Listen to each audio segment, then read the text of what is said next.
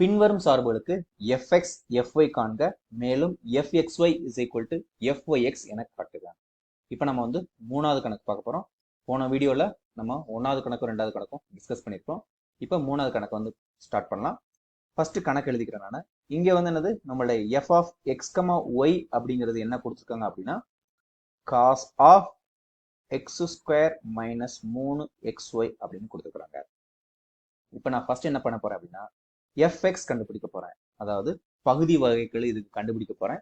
இங்க எனக்கு என்னுடைய y எல்லாமே வந்தது மாறிலி. ஓகே, ஸோ காசை டிஃபரன்ஷியேட் பண்ணா நமக்கு என்ன கிடைக்கும்? மைனஸ் சைன் கிடைக்கும். So minus sine of x square minus 3xy. Okay, இங்க நமக்கு வெறும் எக்ஸ் இருந்ததுன்னா இவ்வளவுதான் ஆன்சர். ஆனா இங்க எக்ஸ் இல்ல, அதுக்கு பதிலாக எக்ஸ் ஸ்கொயர் மைனஸ் 3xy இருக்குது. அதனால செயின் ரூல் படி இதையும் நாம வந்து டிஃபரன்ஷியேட் பண்ணணும். ஓகே, எக்ஸை பொறுத்து பண்ணணும். ஸோ இந்த டைமை டிஃபரன்ஷியேட் பண்ண நமக்கு என்ன கிடைக்கும்? 2x கிடைக்கும். மைனஸ் இந்த டைம் வந்து என்னது, நமக்கு மைனஸ் 3y அப்படிங்கிறது மாறிலி. எக்ஸை டிஃபரன்ஷியேட் பண்ண நமக்கு 1 தான் கிடைக்கும். அதனால இதுதான் நமக்கு ஆன்சர். இப்போ நான் என்ன பண்ண போறேன் அப்படின்னா வந்து fyx கண்டுபிடிக்கிறேன். fyx அப்படிங்கிறது என்னன்னா fx வந்து நாம y பொறுத்து பகுதி வகைகளை பண்றது. இதுதான் ஃபார்முலா. அதாவது doe by doe y of doe f by doe x. Okay, இப்போ நான் வந்து இந்த டேமை வந்து நான் y பொறுத்து டிஃபரன்ஷியேட் பண்ண போறேன். இங்க வந்து என்னது, நமக்கு 2 டேம் இருக்குது. அதனால என்ன பண்றோம் அப்படின்னா வந்து பெருக்கல் விதியை வந்து பயன்படுத்துறேன். இங்க வந்து மைனஸ் இருக்குது. அதுக்கப்புறம் இந்த டேமை நான் அப்படியே வச்சுக்கிறேன். நான் 2x minus 3y.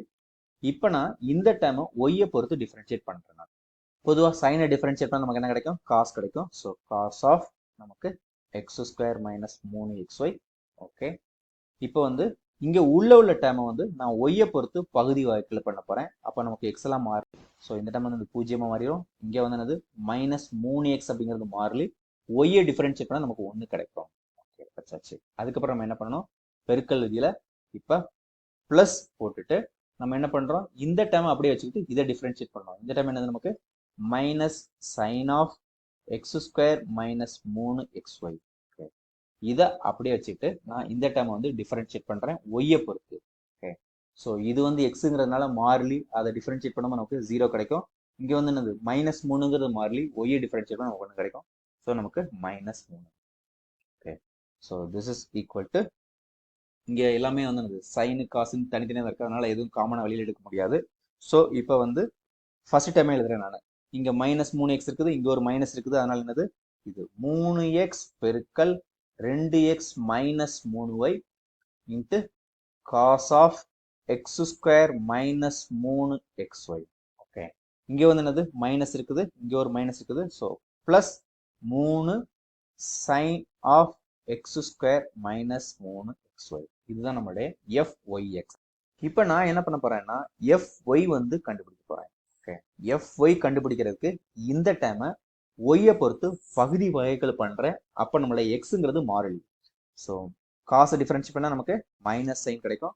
So minus sine of x square minus 3xy. உள்ள ஒய் இருந்ததுன்னா அதோட அப்படியே கணக்கு முடிஞ்சிடும். இங்க வந்து ஒய் இல்லை, நமக்கு எக்ஸ் ஸ்கொயர் மைனஸ் 3xy இருக்குது. அதனால இதையும் நம்ம வந்து ஒய்யை பொறுத்து டிஃபரன்ஷியேட் பண்ணோம்.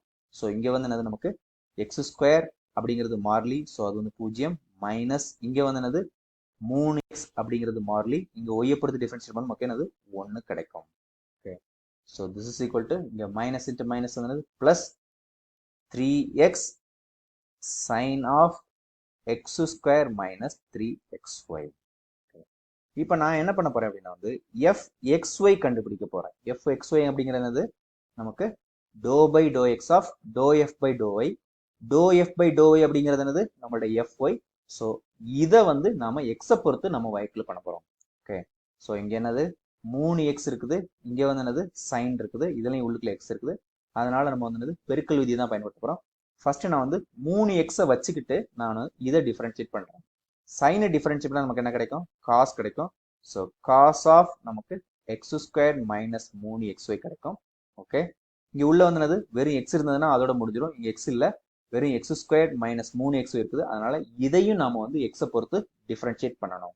எக்ஸை பொறுத்து டிஃபரன்ஷியேட் பண்ணும்போது நமக்கு என்ன கிடைக்கும், இங்க 2x மைனஸ் 3y கிடைக்கும்.